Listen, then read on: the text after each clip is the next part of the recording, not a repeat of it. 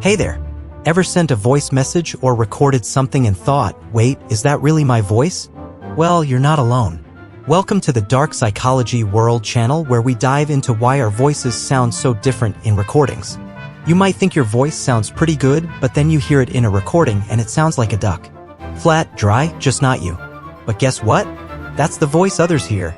When you're singing karaoke or speaking into a microphone, the sound is different from when you're recording.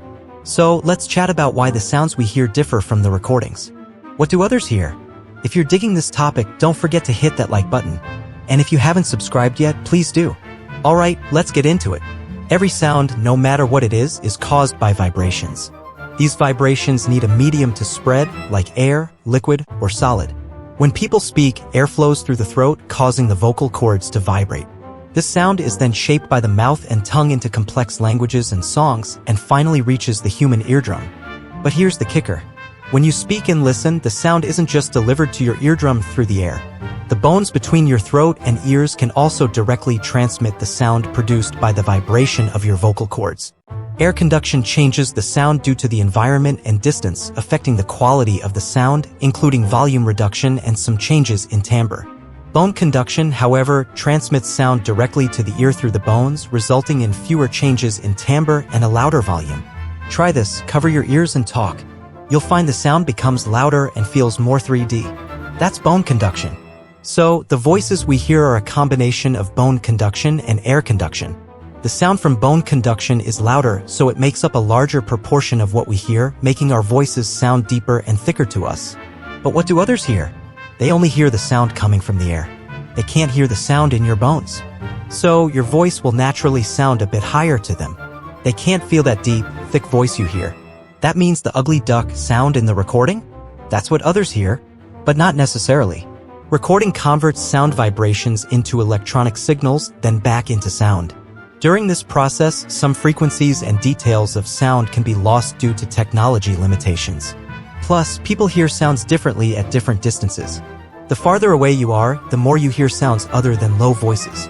So, while the recording is close, it's not 100% the sound others hear. But it's a pretty good approximation. Now, go out there and embrace your duck voice. It's uniquely you.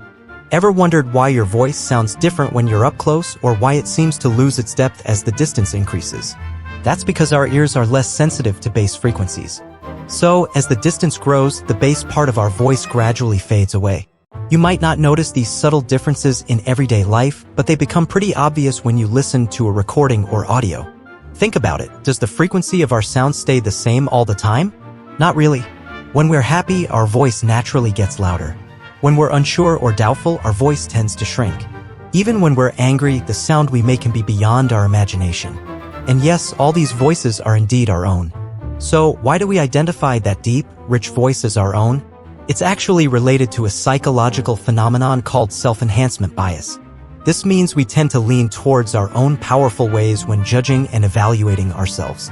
In other words, we feel good about ourselves. Generally, low and rich sounds are considered more magnetic and attractive, like the voice of some singers. It sounds very magnetic and nice, right? And in this state of self-enhancement bias, it's only natural that our brain defaults to thinking, that's my original voice. But here's the thing, we often overlook the fact that when we talk, we unconsciously change our tone according to our mood. It's not necessarily deep every time we speak. We can't blame everyone for not noticing this. After all, during a conversation, most of our focus is on expressing the content, not on the sound we make. And since our brain already has a default sound, it's normal to ignore the rest. But when it comes to recording, things are different. Recordings are affected by brain or bone conduction. So, the sound it makes now and the sound it broadcasts can be completely different from what we know. Of course, you'll find it strange and unacceptable when you hear a voice that's completely different from what you know. So, in summary, because of bone conduction, what others hear will indeed be higher pitched than what you hear. And the recorded sound, although close to the sound heard by others, can't be said to be 100% that voice due to some electronic technologies. Let me tell you, people's voices can be high or low. As long as it's normal, the sounds you make are all your own. This is why when you sing at a karaoke, there will be different reasons for the sounds you make. Finally, everyone will definitely want to know, what did anyone else hear? Try talking with your hands in front of your ears. You can roughly hear the sounds that others hear. Although it can't be said that it's 100% accurate. After all, bone conduction is inevitable. But you can try it. Of course, you can also leave your comments below. Okay, if you think this video is good, remember to click like below. If you also find this video helpful, remember to share it with your family and friends. The last thing is, of course, the subscription and the little bell. All those fun and interesting little facts, I will notify you as soon as possible. This is Dark Psychology World Channel. See you next time.